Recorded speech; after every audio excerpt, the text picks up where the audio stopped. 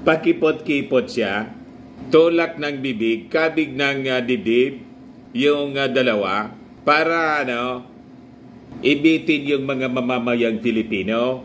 Yung naging strategy po ni Maudigs noon. Pabitin-bitin para po na-excite yung mga tao. Pero si Inday po, consistent sa pagiging inconsistent. Kasi 3 months ago, iba yung sinasabi niya, nag-announce na siya po.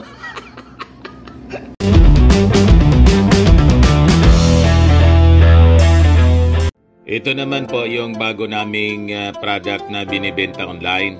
iGlow Serum, whitening po siya. Tingnan ninyo yung epekto sa aking anak na architect before and now. Yung mga inquiries po ninyo, dumiretso na lang kayo sa kanyang Facebook account, Riz Maravillas. Dumaldal na naman mga kababayan si Inday ng kontra-kontra. Ano na naman niya, Mr. Maravillas, yung sinasabi ni Inday? Dinenounce niya yung idea of running in the 2028 presidential elections. Ayan po, mga kababayan, yung balita ngayon dito. Sabi dito sa pinablis na balita ng Impact Leadership, sino na lang ang tatakbo? Presidential bets, Vice President Sara Duterte and Senator Raffy Tulfo denounced the idea of running for presidency in 2028 despite emerging as the top contenders in a Pulse Asia survey. Ayan pa, mga kababayan. Para niya, Mr. Maravillas, yung old saying na tulak ng bibig, kabig ng dibdib. Nagpapakipot lang niya, Mr. Maravillas, yata si Inday, pati si Raffy Tulfo. Ayan, sabi ni Inday po, napakalayo pa kasi ng 2028 para sa atin para natin pag-usapan sa ngayon. Ang ginagawa lang natin at ang kailangan nating gawin lahat, magtrabaho muna at mag-contribute sa nation building. Maligtad na talaga niya, Mr. Maravillas, yung mga pinagsasabi. Consistent po siya sa pagiging inconsistent. Kasi 3 months ago, iba yung sinasabi niya. Sabi naman po ni Tulfo, request ko lang po sa mga survey company, huwag yun na pong isama ang pangalan ko. Please lang. Nakikiusap po ako, especially sa 2028. Huwag nyo na po akong isama dyan because wala sa utak ko ang 2028. Para niya, Mr. Maravillas, pareho yung strategy ng dalawa. Yung style ni Maudigs, no? Pakipot-kipot siya, tulak ng bibig, kabig ng dibdib, yung dalawa, para ibitin yung mga mamamayang Filipino. Yung naging strategy po ni Maudigs noon. Pabitin-bitin para po na-excite yung mga tao. Pero si Inday po, consistent sa pagiging inconsistent. Kasi 3 months ago, iba yung sinasabi niya, nag-announce na siya po. Nakakandidato po siya. Yan po, na-publish siya sa iba-ibang mga pahayagan, sa Inquirer. Sabi diyan, BP Duterte declares she'll run again for office in the next elections. Kailan ito? Inquirer.net, January 23, 2024. Oya po. Duterte revealed her political plan during a flag raising ceremony in Barangay Bago, Galliera, Davao City on Monday, January 23, 2024.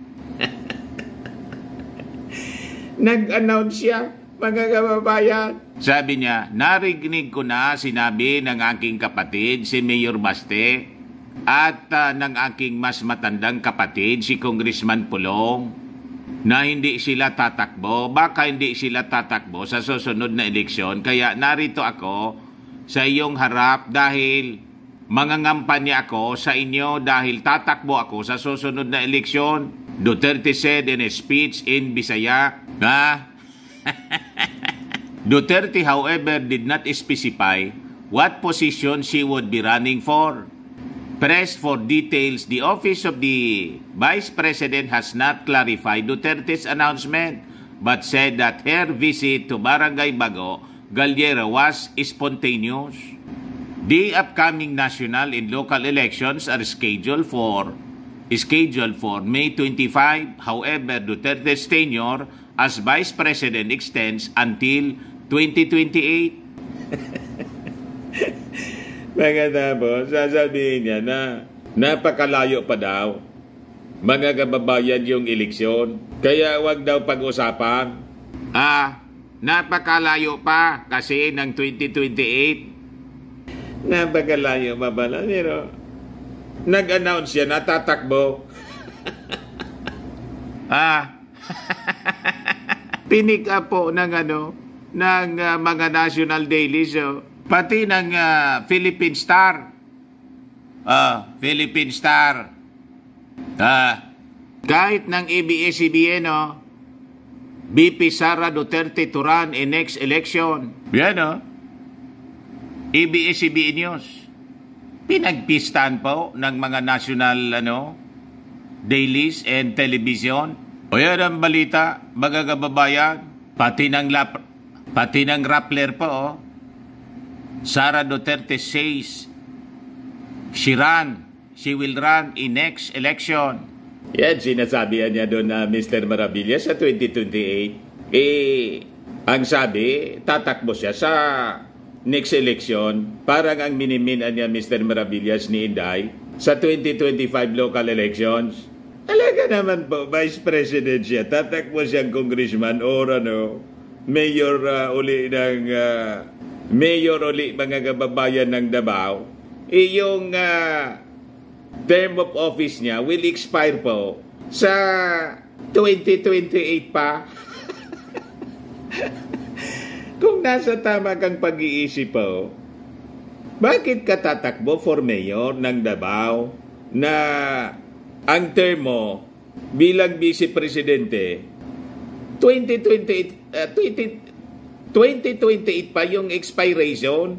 Tama yun. Basag na naman na niya Mr. Maravillas yung mga style ni Inday sa'yo. Hindi kasi magpakatotoo. Damage control kasi siya, mga kababayan. Kasi alatado yung political ambition niya po. Yun ang laging sinasabi ng kanyang mga supporters, mga vloggers niya. Pinagmukhang atat na atat siya, mga kababayan, sa politika, sa mga ginagawa niya. Kaya ganun yung kanyang statement. Napakalayo pa niya yung eleksyon. Napakalayo pala. 3 months ago, ganun yung sinabi ninyo. Natatakbo ka. Tapos, ngayon, iwan na naman yung statement. Mana niya Mr. Maravilla sa tatay? Tatakbo, di tatakbo. Tatakbo, di tatakbo.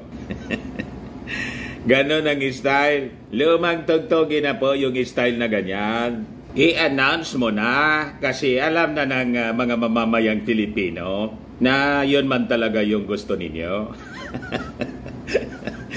Yung mga supporters nga po ninyo, gusto nang papag-resign ninyo ang ating Pangulong Bongbong Marcos at iluklok na kayo sa Palasyo Malacanang. Kunwari pa kayo. Di ba? Pakimi-kimi pa. Tumakbo ka lang. Bahala na kami kung ano yung desisyon namin, kung iboboto ka namin o hindi.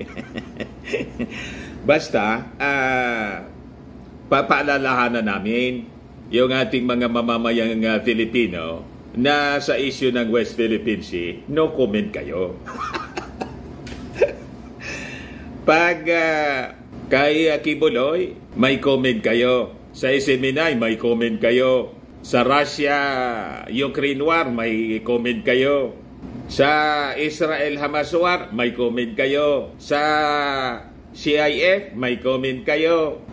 Sa Bugas, may comment kayo. Pero dito sa, sa West Philippine Sea, wala kayo comment. Maalala yan ng ating mga mamamayang Pilipino, siyempre. Tama pa? At sasabihin namin, mag-ingat tayo, mga kababayan. Sa totoo lang, mag-ingat po tayo sa tinatawag na Manchurian candidate. Ano niya, Mr. Maravillas, na Manchurian candidate. Yung nobela noon, mga kababayan, ay ginawa niya na pelikula noong 2004 ng kwento yung isang tao, politiko, brainwash ng communist power. So yun na papaikot sa kanya. Madaling sabi, puppet candidate of a foreign enemy. Yan po ang ibig sabihin ng Manchurian candidate. So, in this coming election po sa 2025, lalo na po sa 2028, ingat po kayo sa ganong uri ng mga politiko na ang pinaglilingkuran po, hindi man yung mga Filipino, kundi foreign power. Para ang dami yan sa Senado, Mr. Maravillas. Yun na nga po. Mag-ingat tayo sa mga Manchurian candidates in the coming elections na mas minamahal si Xi Jinping kaysa sa ating bayan. Madaling sabi, mga kandidatong Judas sa ating bayan, sa mamamayang Filipino. Ang dami ng Judas ngayon po. Proud pa sila. At wala nang hiya-hiya, lantaran mga kababayan na dinidefend nila yung China. Nananakot pa sa atin. Tinatakot tayo, mga kababayan. Ayan man lang po ang ating short video. Ako po si Dante Maravillas. Bye-bye. God bless.